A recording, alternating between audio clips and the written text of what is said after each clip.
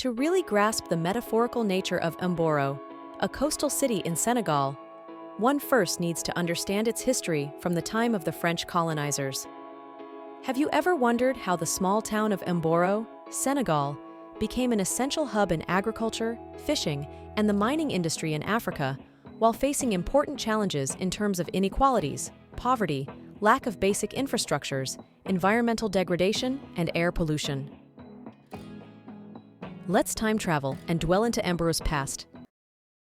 Although it existed since the 15th century, Mboro was discovered in 1862 by the French colonial administration, which saw in the town an extraordinary potential for agriculture.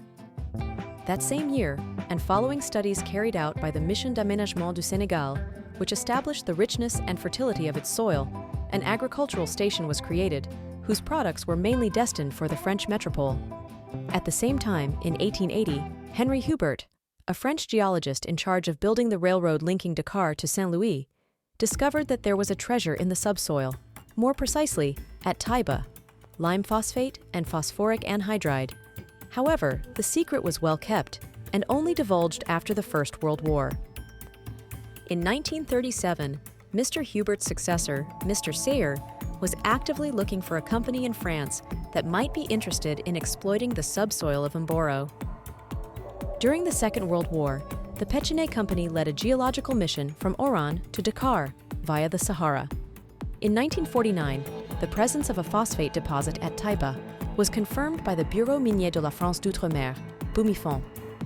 In 1953, the first excavation was carried out, and the Compagnie Sénégalaise des Phosphates de Taiba, CSPT, the means, was officially created in 1957. In 1960, the very first container of phosphates was shipped to Japan. The 1980s marked a significant turning point. Industries Chimiques du Sénégal, ICS, was created in 1984 to produce phosphoric acid. The industrial and agricultural revolution in Mboro generated huge consequences that changed the face of this little town. In response to the need for manpower for agricultural production and mining, incentives were put in place to demographically populate Mboro.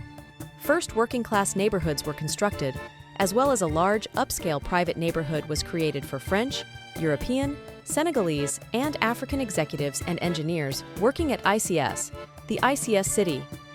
An industrial revolution thus took place in Mboro, brought about by Westerners, with all that it entails in terms of demographic explosion, economic growth, distortions, and inequalities. In 1996, ICS and Mines merged and took the common name of ICS. In 1999, a project to double the production and capacity was launched. The doubling project came to fruition in 2001, followed by recapitalizations with IFCO in 2008 and Indorama in 2014. The Senegalese government, though a minority shareholder today, had played a pivotal role in shaping the industry's future.